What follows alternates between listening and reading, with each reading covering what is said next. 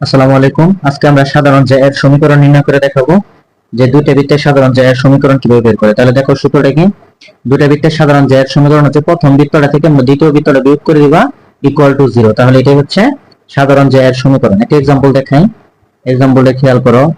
একটা বৃত্তের সমীকরণ x square plus y square minus 4x plus 6y minus 36 equal to 0।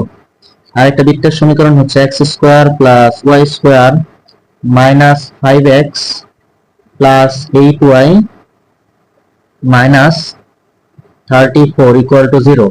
তাহলে ধরে নাও এটা হচ্ছে আমাদের প্রথম বৃত্ত সমীকরণ 1, এটা হচ্ছে দ্বিতীয় বৃত্ত সমীকরণ 2।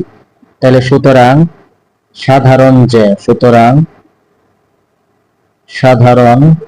যে এর সমীকরণ 1 মাইনাস 2 ইকুয়াল 0। এক নং সমীকরণ থেকে যদি 2 নং সমীকরণ বিয়োগ করো তাহলে আমাদের आंसर আসবে x minus 2y plus 7 equal to 0। এখন এটা চিত্রটা কেমন হতে পারে, এটা চিত্রটা একটু দেখাই। মনে করা হচ্ছে এইটা একটা বৃত্ত এবং এইটা একটা বৃত্ত। হ্যাঁ, এই দুই বৃত্তের এই যে এই দিক দিয়ে যে জ্যাটা আঁকা যাবে এটাকে বলা হয় সাধারণ জ্যা। কেন?